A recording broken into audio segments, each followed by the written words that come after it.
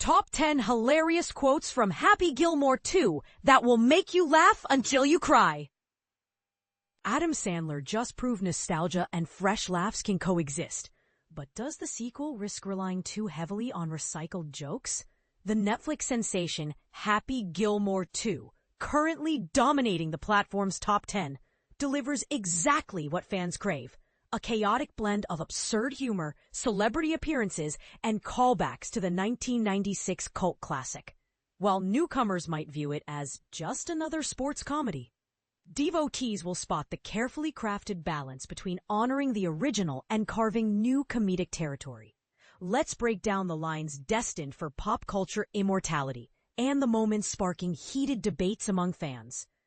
The legacy lives on. Iconic callbacks. The sequel thrives on nostalgia, resurrecting beloved lines with clever twists. Take Rob Schneider's surprise cameo. Reappearing as a tricycle-riding cowboy, he shouts, "You can do it!" A direct wink to his motivational mantra in The Waterboy. It's a meta joke that rewards Sandler fans while slyly acknowledging his comedy universe. But here's where it gets controversial. When Haley Joel Osment's character, rival golfer Billy Jenkins, advises Happy with, "It's all in the hips," purists argued this iconic Chubbs Peterson line, originally delivered by the late Carl Weathers, should have stayed retired. Yet the emotional gut punch comes later. Chubbs' son, played by Lavelle Crawford, inherits both his father's wooden hand and his wisdom, telling Happy to just tap it in. Is this heartfelt homage or lazy fan service? The comments section is already divided. New lines, new legends. The sequel isn't just a nostalgia trip. Bad Bunny's scene-stealing turn as Oscar, a busboy turned caddy obsessed with breadsticks, spawned the absurdly quotable, "Do you want breadsticks?" A line that somehow gets funnier with repetition. Then there's the film's boldest gamble. A jaw-dropping fourth wall break where pro golfer Scottie Scheffler gets arrested mid-tournament, muttering, "Oh no, not again," in a darkly comic nod to his real-life 2024 PGA Championship arrest. Too soon? Critics are split, but the viral moment proves Sandler still knows how to blur reality and fiction for maximum chaos. Controversy alert. When does fan service cross the line? Eminem's cameo as Donald Jr., screaming "Jackass" like his late father Joe Flaherty, is either a perfect tribute or a forced gag, depending on who you ask. And let's talk about that graveyard showdown.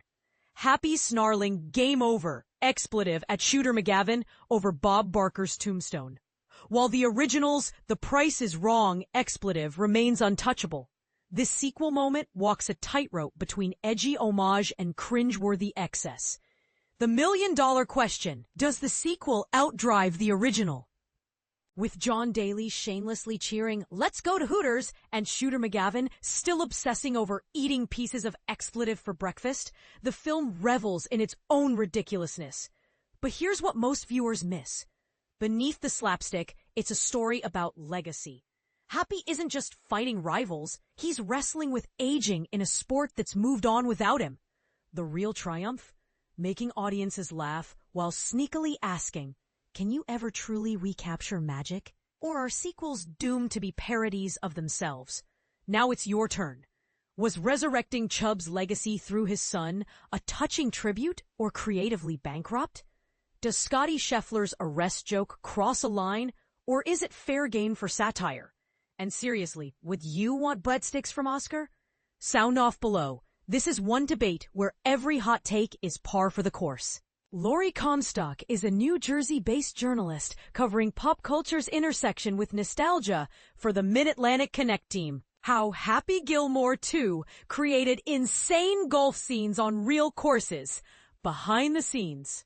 Imagine turning a pristine golf course into a desert, an icy wasteland, or even a gravity-defying carnival ride. All in just a few days. Sounds like a movie magic trick, right? But here's the twist. The wild, over-the-top golf scenes in Happy Gilmore 2 weren't computer-generated illusions. They were real, built by hand on actual golf courses. and done under impossible deadlines. And this is the part most people miss. The team behind it didn't just break the rules of golf, they bent the laws of physics. Let's dive into how they pulled it off. When Adam Sandler's crew needed a desert-themed golf hole, they didn't wait months to design it. They called LeBar Golf, a company known for shaping some of the world's most iconic golf courses, and said, "Cover this fairway in 6 inches of sand by tomorrow." That's not a metaphor. They literally transformed a New Jersey course into a Sahara-like setting, complete with dunes and sand traps, just to film a few minutes of screen time. And when they wanted an icy fairway, LeBar delivered that too. But here's where it gets controversial. How far should filmmakers go to make a scene look real? Would you trade a golf course's integrity for a laugh? Todd Saganikit, LeBar's operations director, recalls the chaos. One day, they'd ask for a golf cart ramp that launches a flaming explosion. The next, they'd want a rotating putting green that spins like a carnival ride.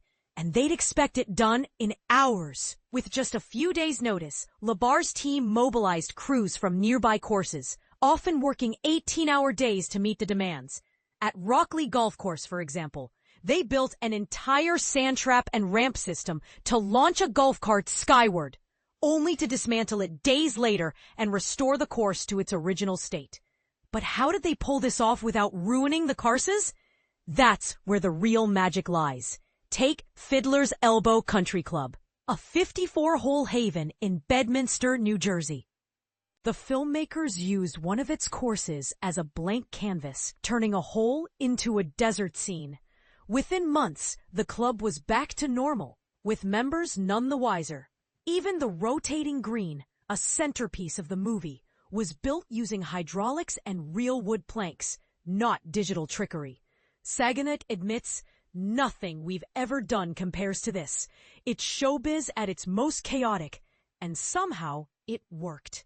So, what does this say about the line between art and reality? Should filmmakers prioritize practical effects over CGI, even if it risks damaging real-world locations? And if you were a golf course owner, would you let a movie crew turn your fairways into a circus?